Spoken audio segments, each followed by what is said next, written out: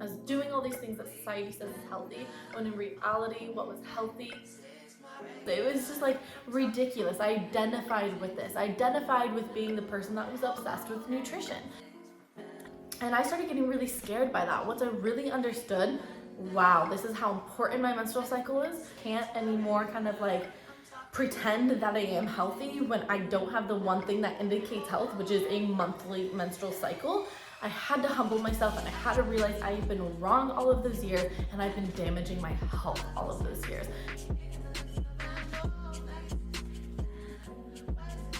Hey guys, welcome back to the channel. My name is Chloe. If you are new here, hi, hello, welcome. I want to give you a hug.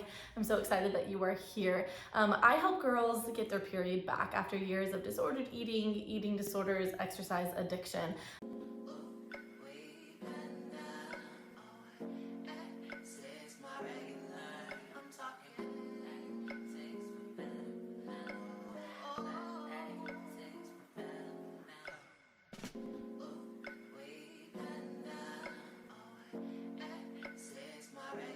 This is a huge passion of mine, and it's due to the fact that I suffered with my own journey of amenorrhea for 11 years. You heard me right. I didn't have a period for 11 years.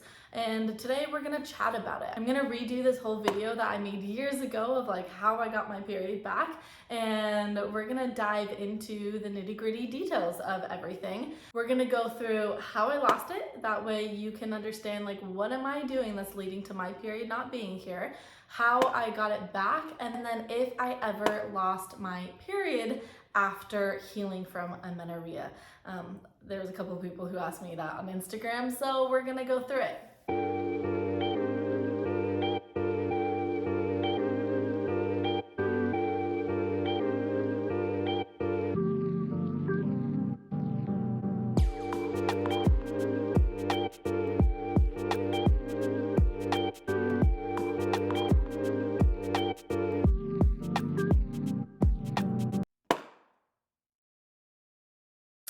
Let's get started here.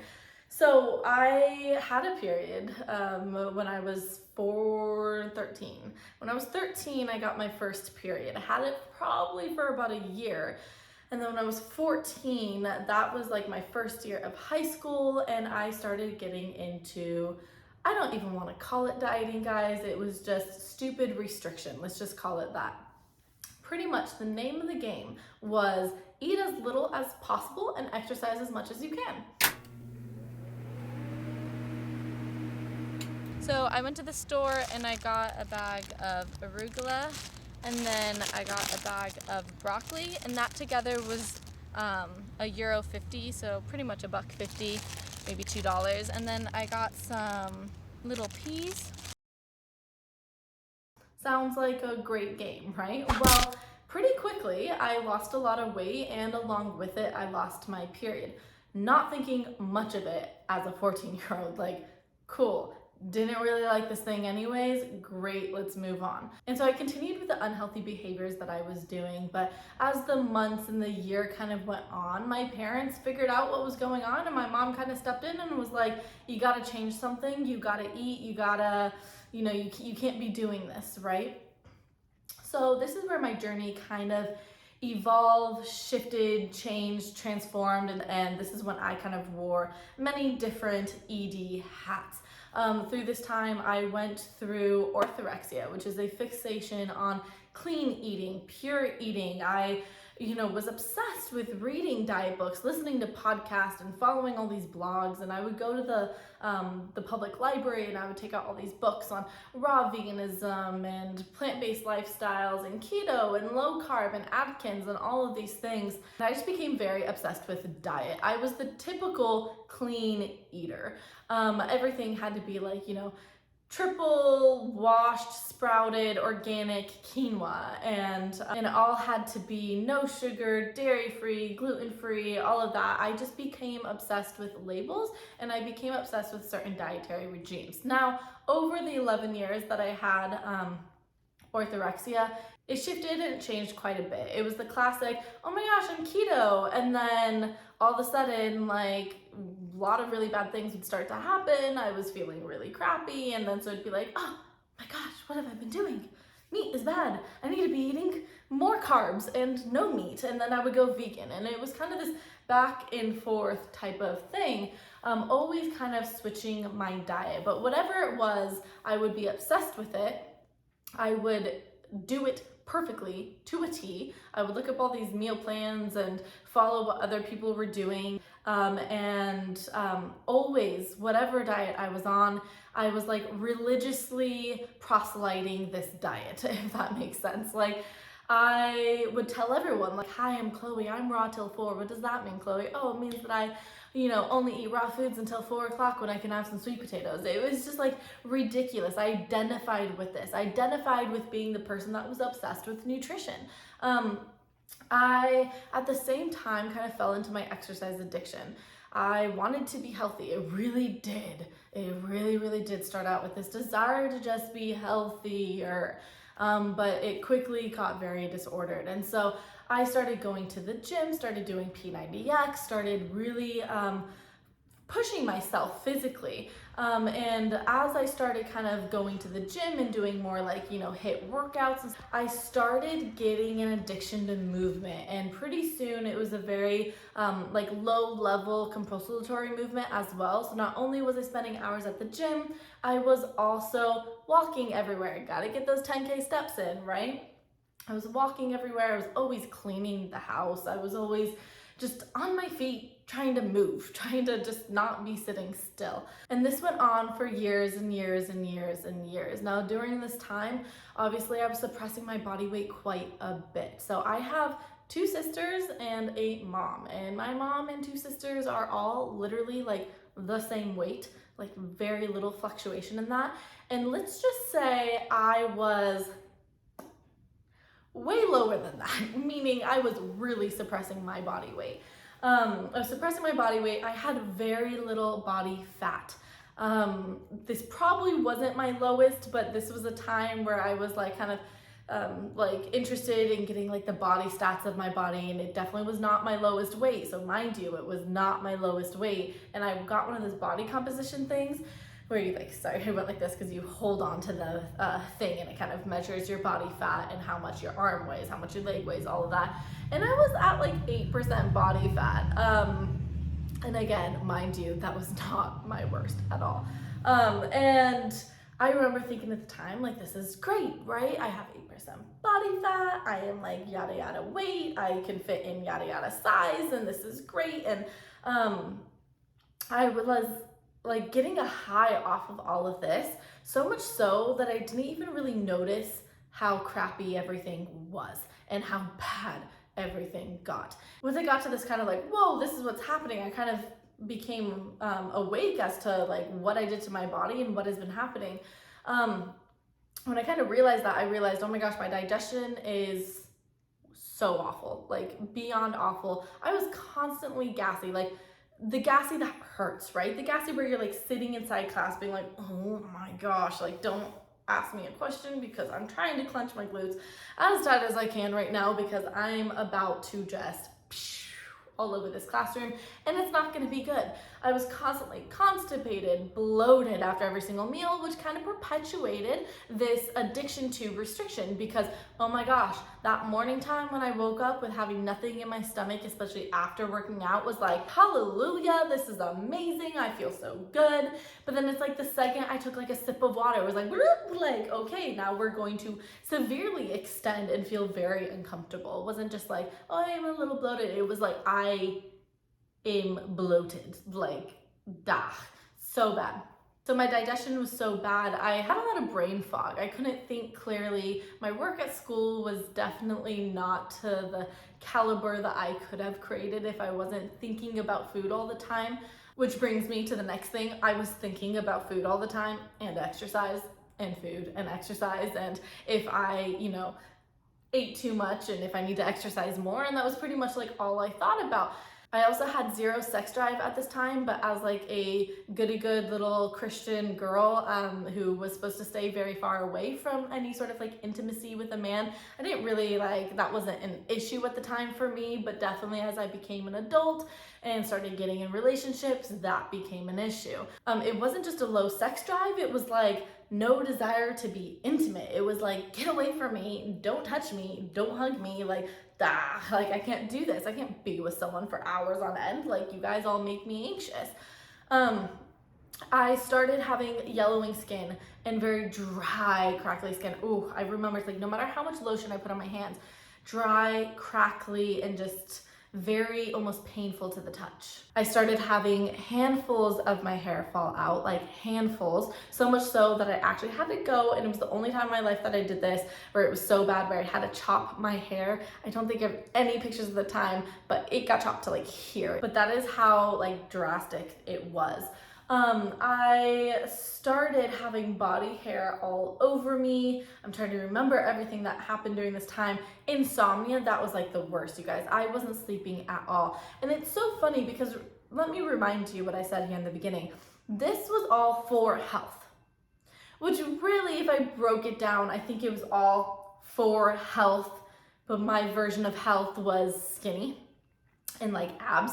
And so it was like, oh, this is for my health because I don't want disease and everything. It's like, no, this is what you think is going to make you weigh less. And so you're doing all these things.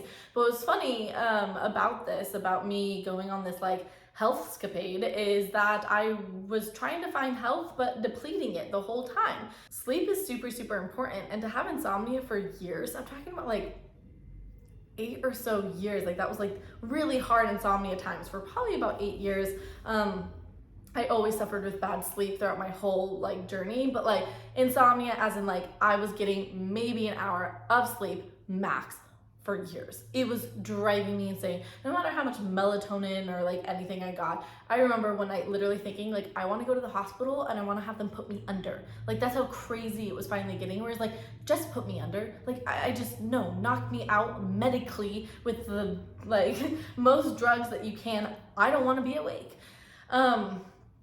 And I couldn't get out of it because I was given these narratives that this is healthy, this is healthy, this is healthy, this is healthy. Like working out's healthy and doing a bunch of HIIT classes healthy, eating vegan diet healthy, all this stuff was healthy. I was eating no oil salads healthy, right? Like doing all these things. I was like, I'm doing what they're telling me to do. Like, why is this just not working for me?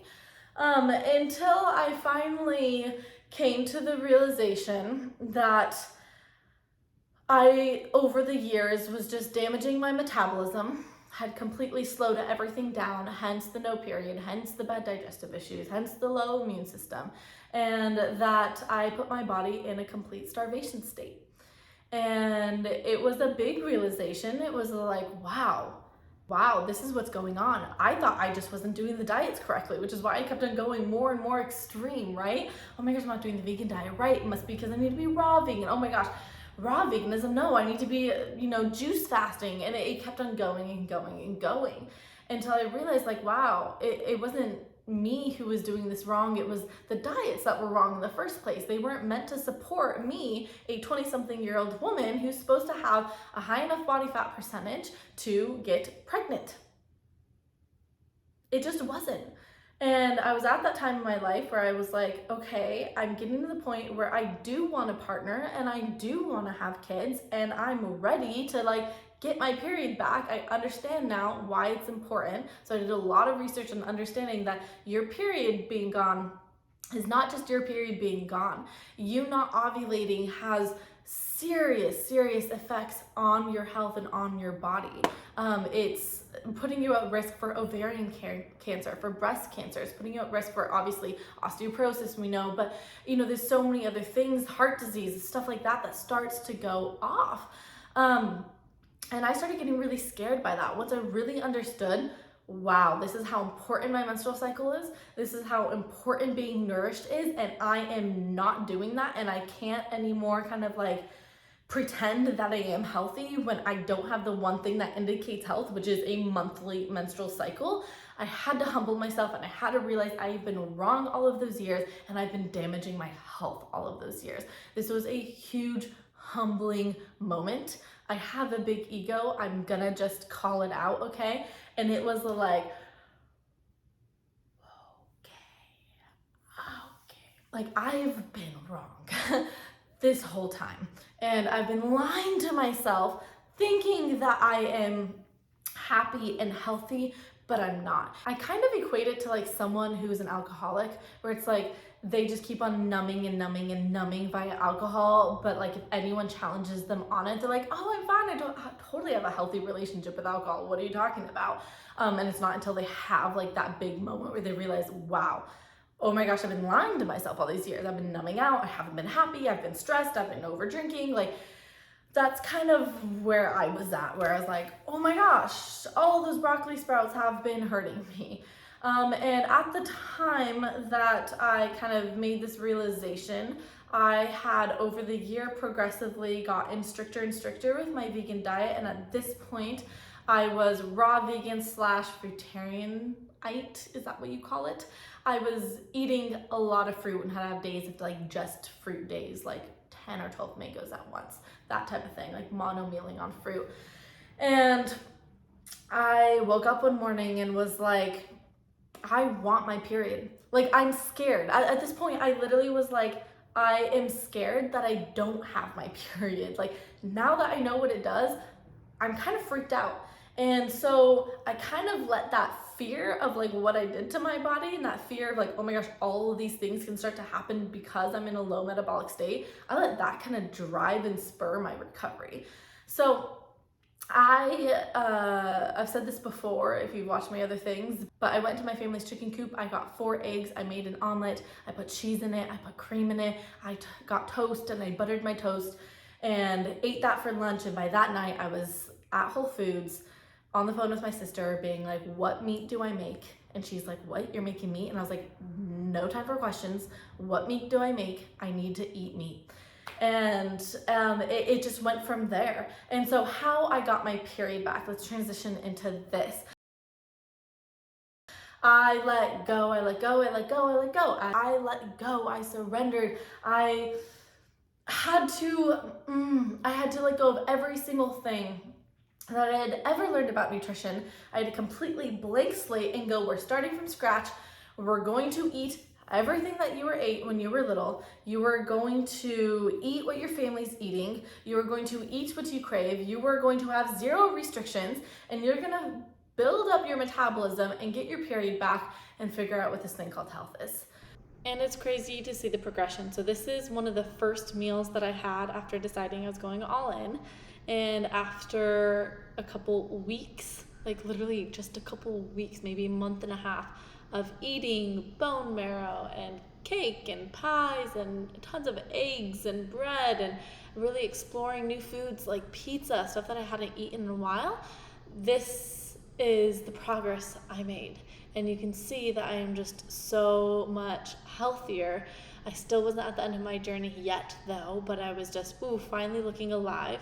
Then I started eating more and more and more.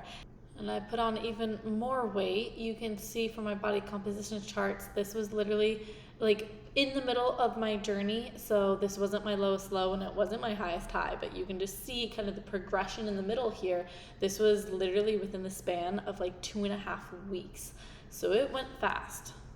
But as you can see, my numbers are finally getting in those fertile ranges. You know, I'm finally out of the really low BMIs and I'm getting into the 21, 22, and then I started reaching the 22% body fat, and then it just kept on going and going and going from there until I finally reached my plateau, my weight set point, and it was done.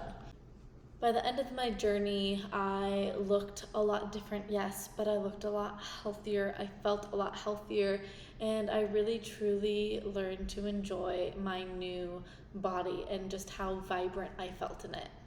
And that's what I did. Some people call it going all in, call it what you want. That's kind of how it went. I eventually took off exercise and took it off for like 8 months. I gained a lot of weight. I needed to get my body not only to a healthy weight, but above and beyond that. I needed to go into overshoot. It was so clear and apparent to me. I had so much damage to repair from. So I went into my overshoot weight. I stopped exercising. I gained a lot of body fat, which was super, super important. So I know that there's a lot of people online who will be like, you can still train and everything while you're trying to get your period back. Why? Why? Just why? We're not trying to build muscle right now. We're trying to repair our heart muscle. We're trying to repair our organs. We're trying to get our hormonal system back online. It's not the time to worry about if your biceps are defined.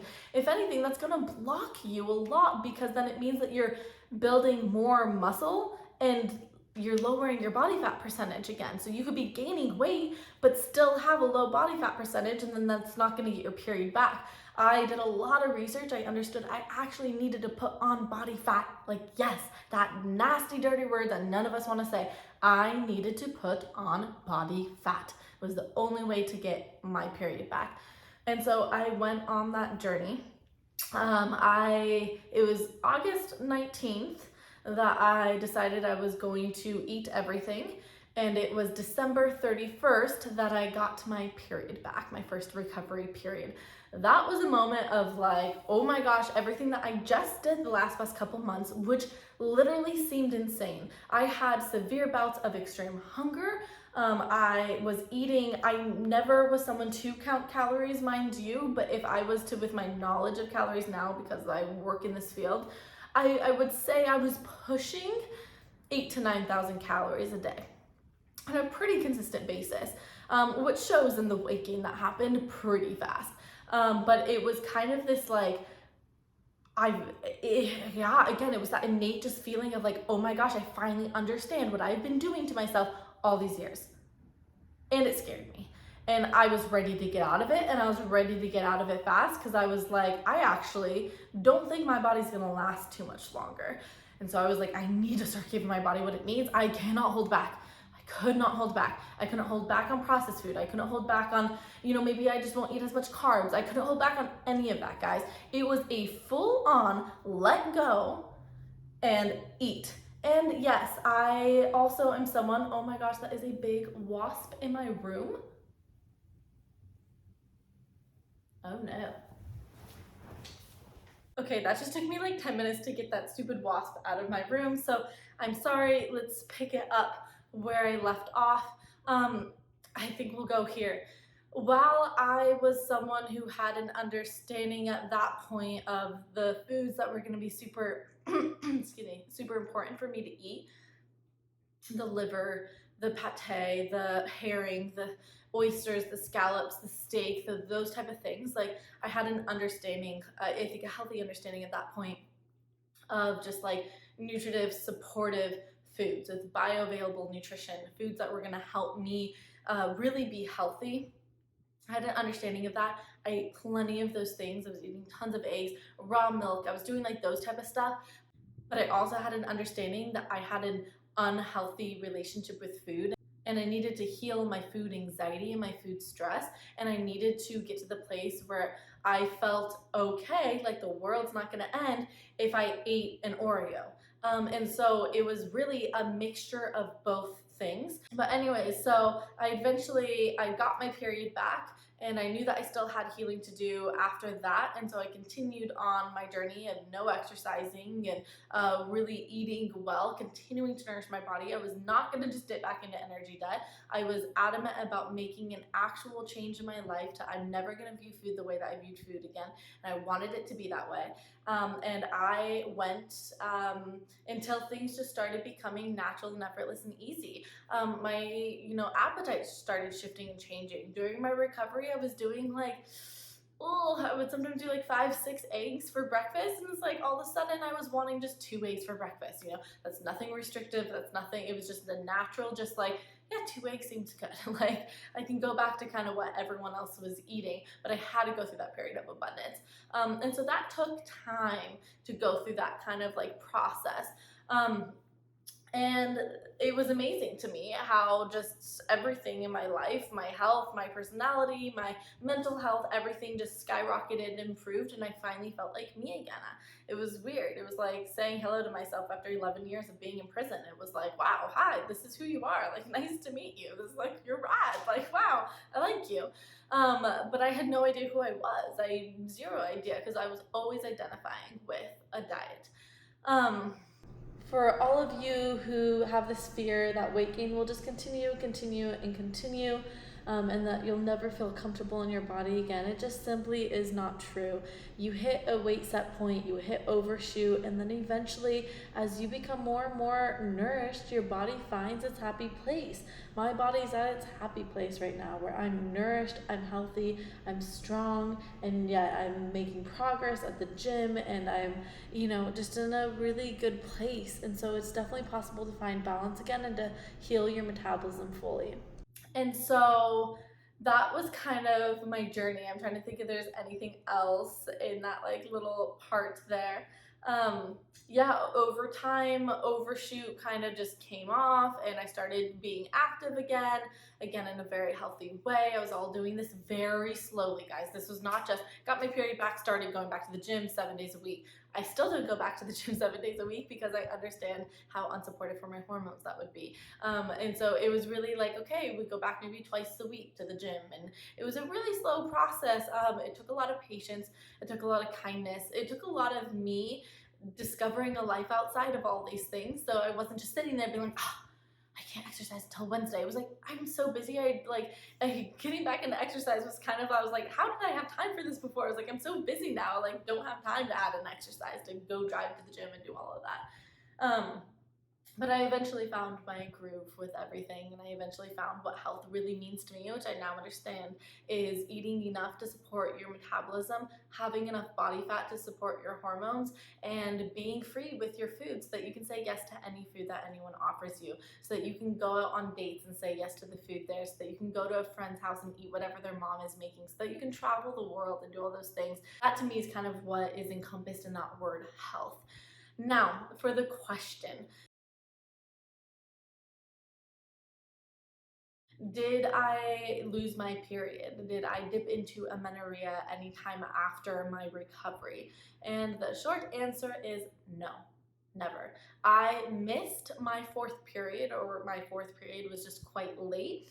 And the reason for that was I did have a couple weeks of like, I went into exercise too fast, but I quickly scaled it back. I got my fifth period. And then from there on out, it was, 28 day or so. It's usually 26 to 29 is where I oscillate, but pretty on the mark 28 most of the time. And that has continued for years. For years. And it's quite crazy to me to think that simply just, wow, switching my rice cakes for real bread and switching my margarine for butter and not eating as many vegetables and instead filling my plate up with things like rice and potatoes and steak and chicken and cheese and things like that, got my period back to the point where it is on a normal, regular cycle every single month for the last couple years. Isn't that crazy?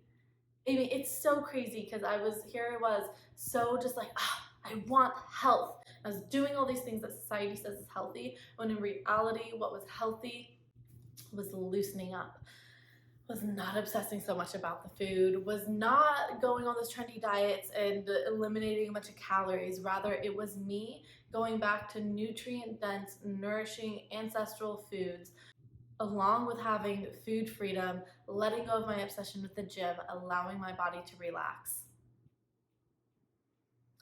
Now, I know this sounds simple. You're like, wow, yeah, that's what she did and she got her period back. But I know, because I was in that journey, that it's really hard to do all those things. And it's really hard to rewrite those narratives after years and years of telling yourself that, you shouldn't take up space, you should be small, or you're the fit identity and you can't lose your fitness now.